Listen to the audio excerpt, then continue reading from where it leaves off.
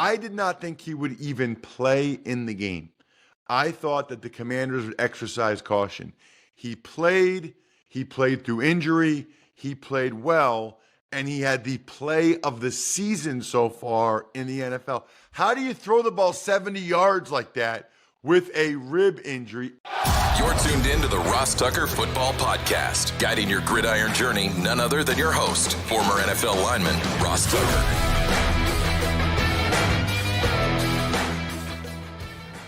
Oh, yeah, it is. But it's not just any Ross Tucker Football Podcast. It is a Monster Monday presented, of course, by DraftKings. I'm Ross Tucker, former NFL offensive lineman, 5 teams, 7 years. Now I got a bunch of broadcasting gigs. What a fun game in Cleveland yesterday for CBS on the television side. Browns, Ravens. That was amazing. I'll be back at it Saturday with an incredible college game. Air Force Army back up at West Point for my only time this year. My home away from home over the last 5 years or so. Should be fantastic. It was a ridiculous day of professional football. Feel so fortunate to have all of these different podcasts, the Even Money Betting Podcast, College Draft Podcast, which we'll record momentarily, Fantasy Feast Podcast, of course, the Ross Tucker Football Podcast, to give you my overarching themes from the Sunday that was in the NFL, and then dive into the 2 or 3 big takeaways from every game on a spectacular Sunday in the NFL. New week means new winners, which means I love giving you guys stuff. I just live in my house, Pennsylvania. I personally write your name out on the envelope and send you the signed press pass or picture or football card. Just comment on any social post from @RossTuckerPod or repost it, or take advantage of any of the sponsors you hear me talk about on the show, either now or before. It could be a box for future fans. Could be westshorehome.com/Ross. Could be a picture of you drinking Labatt Blue Light. I don't care. And then the YouTube shout out, I do a video for you, like a cameo style video, youtube.com/Ross Tucker NFL. It's Big Show time. The Big Show.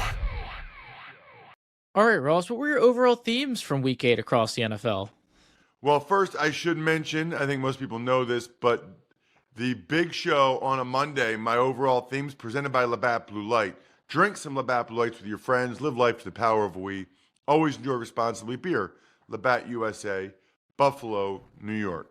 Well, it's weird because there's always like a little bit of news, Jack, that I feel like I need to get into before some of the overarching themes. So the news, very scary, that happened since Friday's show about Broncos wide receiver Josh Reynolds getting shot twice, leaving a strip club in Denver. You know, between Ricky Pearsall, the Niners receiver getting shot, Josh Reynolds getting shot, it's very, very, very, very, very scary. Very scary. And the other news that's significant since we recorded Friday morning is just Christian Darrisaw being out for the year. The left tackle for the Vikings. Feels like a long time ago, but that happened Thursday night. We found out Friday after we recorded the show. That's a huge loss, obviously, for a really good and important player for the Vikings. There's certain positions that hurt more than others. That position, that hurts quite a bit for the Vikings. A lot of trade chatter, by the way, over the weekend, right? Although now Christian Kirk gets hurt, so he won't be traded. He's done for the year with a broken collarbone. We'll see. There's a lot of talk around Zadarius Smith from the Browns, who just did that. I just did their game yesterday. So the trade deadline is November 5th. So we got about 10 days, I guess, before that. No, I guess 8 days before the trade deadline. So it'll really heat up. It's a week from tomorrow. It's election day. So a week from Tuesday. Next thing, absolutely thrilling 1 p.m. finishes. Now, my game was incredible, Jack, and I loved it. But afterwards, seeing everything else that happened, that would have been a real good witching hour. That would have been a good time to just watch all the games as they all came down to the end. Just seeing people's tweets about it and seeing how close. I mean, so many of these other games, Texans Colts, Packers Jags, Arizona gets the game-winning field goal over the Dolphins. The Patriots go for the game-winning drive to beat the Jets. Obviously, my game, Jameis Winston throws the bomb for the go-ahead touchdown. Atlanta and Tampa Bay was close. I mean, really, only Detroit killing the Titans and the Eagles pulling away from the Bengals were the only ones that weren't thrillers in that 1 p.m. witching hour. Was it awesome, Jack? Oh, it was phenomenal. I was live tweeting from the pod account, trying to get everything at once. I was trying to watch you. It was madness. You know, that is, I tweeted this last night, a little bit tongue-in-cheek, but not all. Yesterday, those 1 o'clock games, and then the Hail Mary with Jaden Daniels and the Commanders, it was just such a spectacular day of pro football. And in particular, I would say the Hail Mary, but all those endings, that it is why we need to spread the word globally. You know, there's so many kids all over the globe that don't even know what billions don't even know what football is. And I like soccer. I love basketball. I'm fine with baseball. I like baseball. Come on, man. I mean, come on, man. All right. The other thing I would say is Any Given Sunday, Jack, right? I know it's the name of a movie, but Browns were heavy underdogs to the Ravens. They beat them. The Patriots were heavy underdogs to the Jets. They beat them. I mean, you don't know what's going to happen in these games. Speaking of the Jets, man, that's probably it. It really might be over for them. I guess theoretically, you know, they could go 8-1 in the next 9 games, and that's possible. It is. But when a team is 2-6, it's kind of hard to imagine them going 8-1 over the next 10. I mean, they're capable of it, but I doubt it. I cannot believe they lost that game. I mean, you know, you can talk about the schedule, all these other things, but then that game, that was absolutely brutal. Well, why don't we get into it? Let's dive into all the games, Jack. Let's talk about my friends from Smirnoff, the world's #1 vodka and an official vodka partner of the NFL. I love this. Smirnoff is giving fans in select areas of the country, like maybe where you live, a chance to win the ultimate game day experience, from tickets to sideline passes and much more. All you have to do is go to gamedays.com until November 15th to enter for your chance to win. Smirnoff, we do game days. Please drink responsibly. Smirnoff #21 vodka, distilled from grain, 40% alcohol by volume. The Smirnoff Company, New York, New York. Please do not share with anyone under legal drinking age. No purchase necessary. 21 plus. Ends 11/15/24. See rules at website for participating area and other important details. Sponsored by Diageo Americas Incorporated, New York, New York. We do GameDays.com. All right, we'll start with the game that you were at. Cleveland, they pull off the upset at home over the Ravens, 29-24. And the food was legit. I was very happy with the food.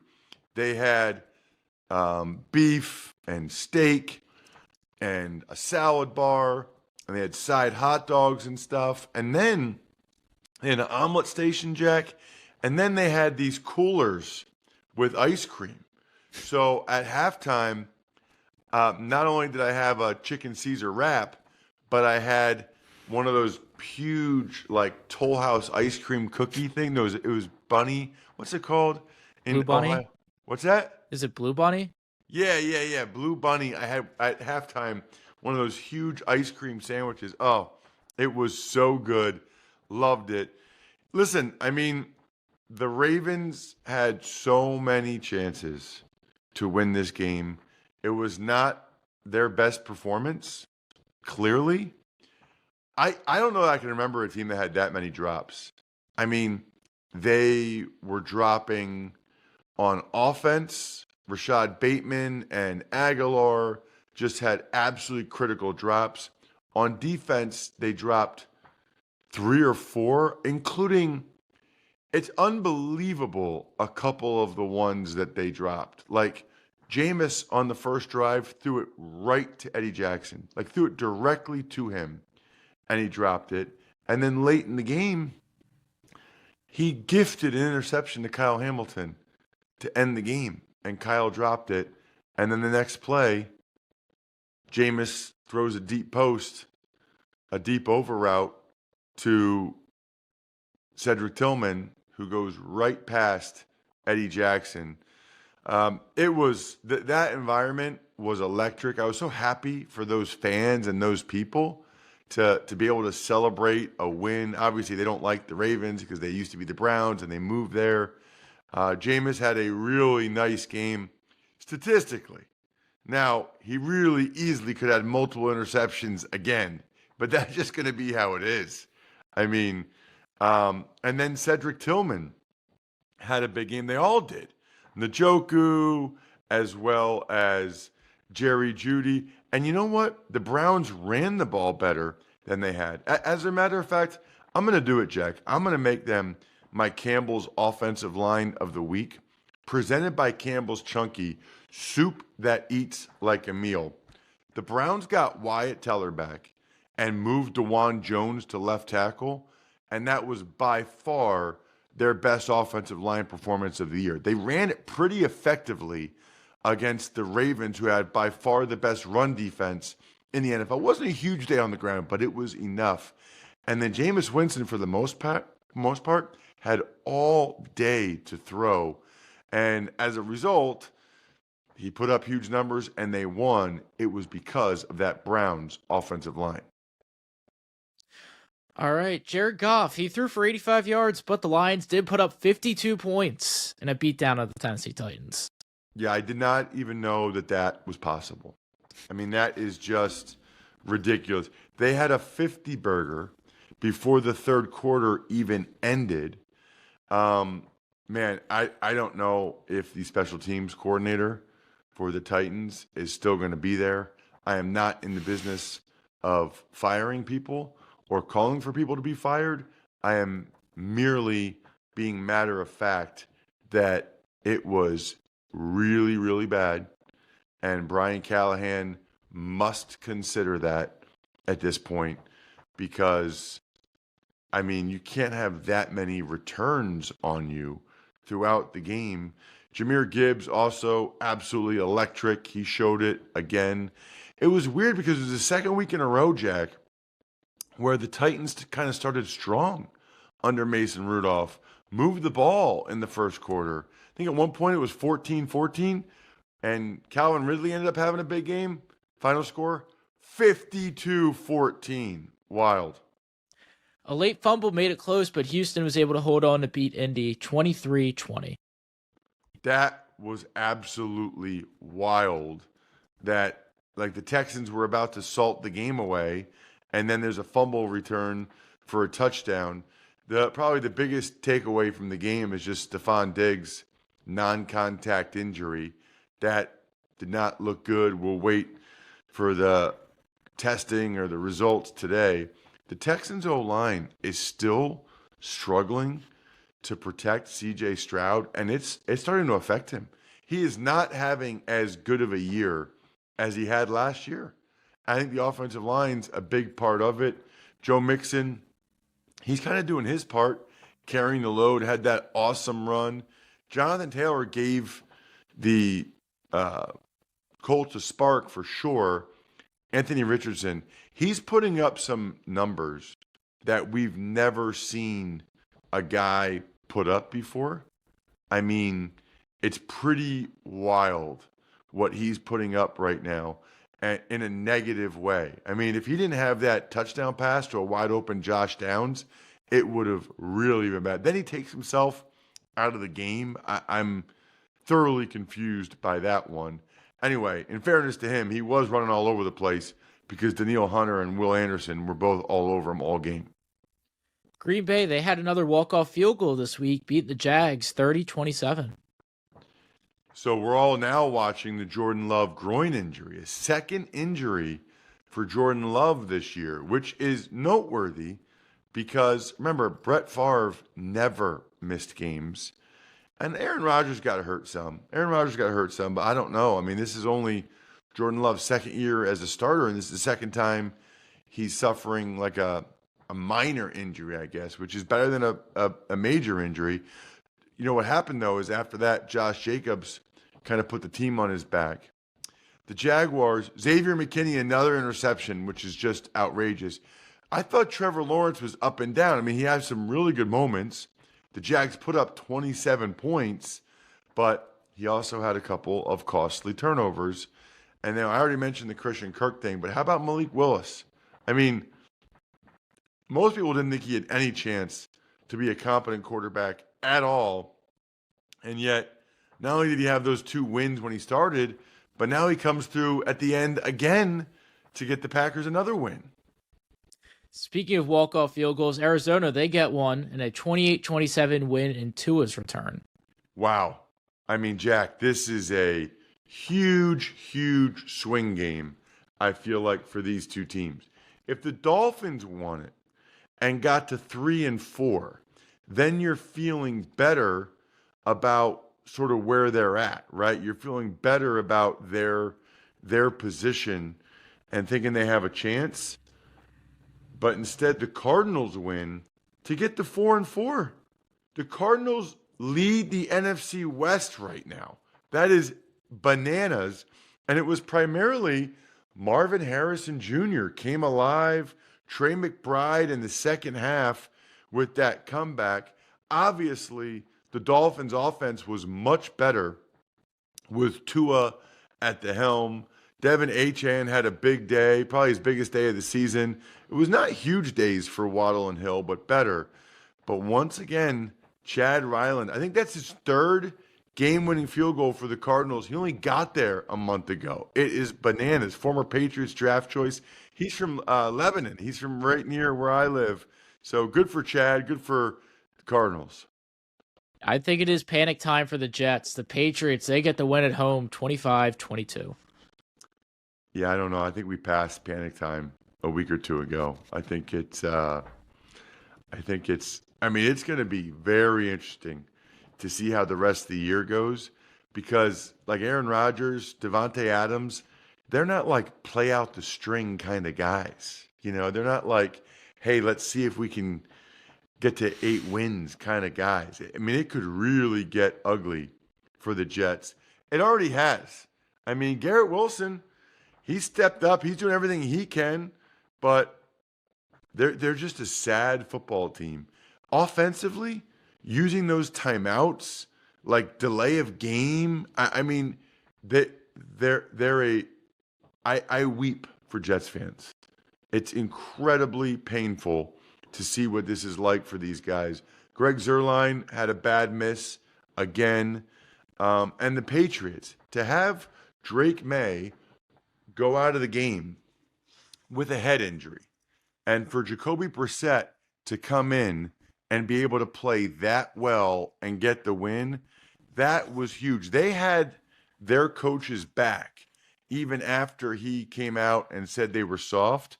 They kind of showed that they weren't soft. That was an impressive performance by the Patriots. Although I saw online when you tweeted from @RossTuckerPod, people said we can't even tank right, which I thought was funny.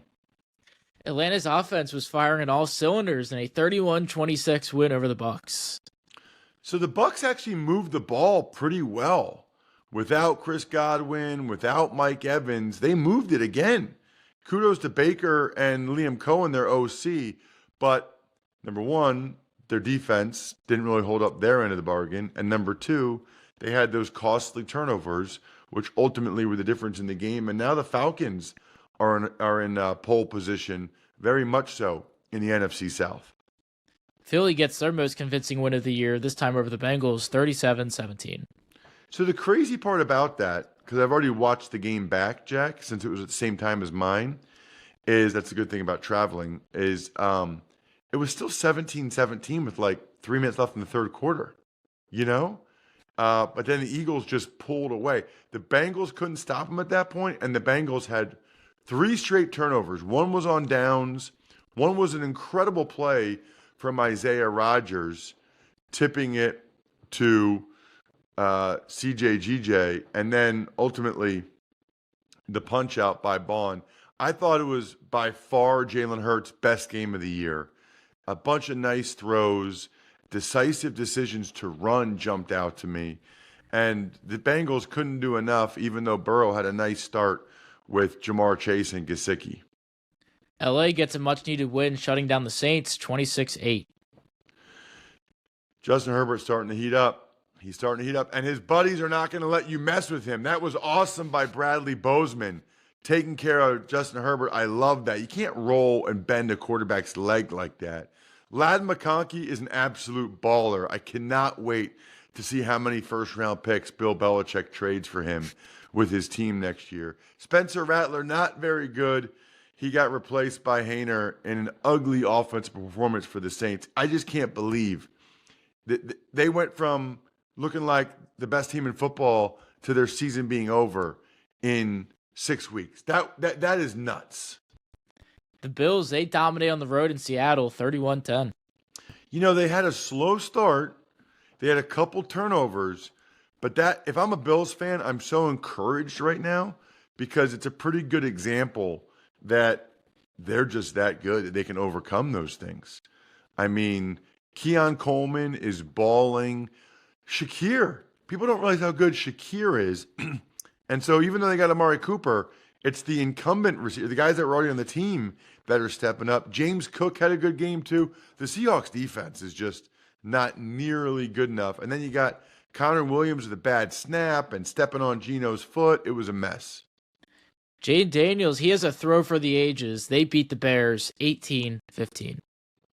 Well, I'm giving him the hungriest performance because I didn't even know if he would play. It's presented by 11 Oaks, genuine Wagyu beef, Angus beef, heritage breed pork, free-range chicken. It's all locally raised. I've been there. I've gotten the meat from there.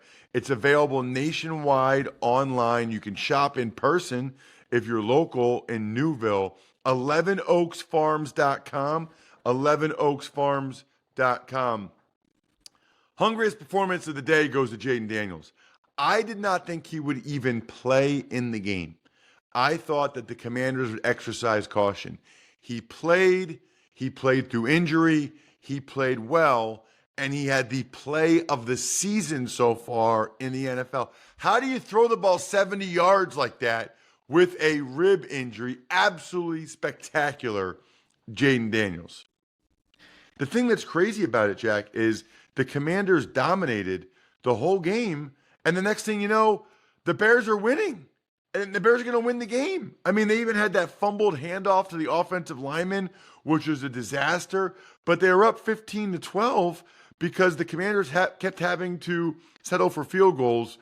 And then they do the Hail Mary.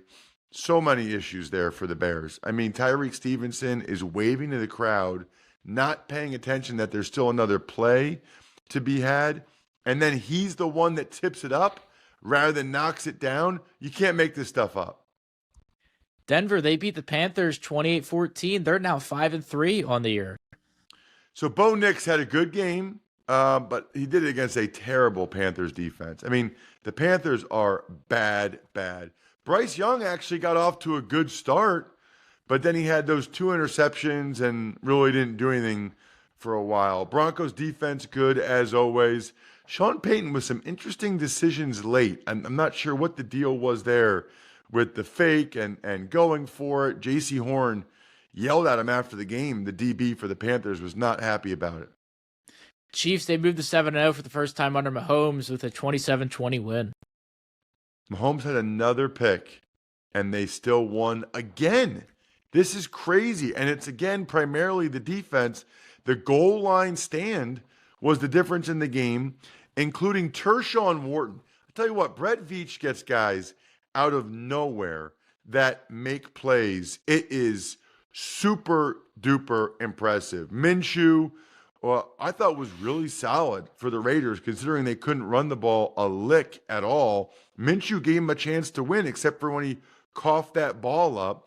Jawan Taylor did a nice job for the Chiefs shutting down Max Crosby. That jumped out to me. And then Travis Kelce.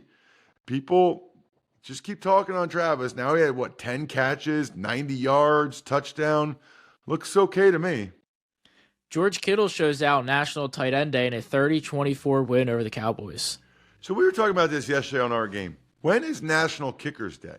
When is National Offensive Lineman Day? How is it National Tight End Day? What even is this?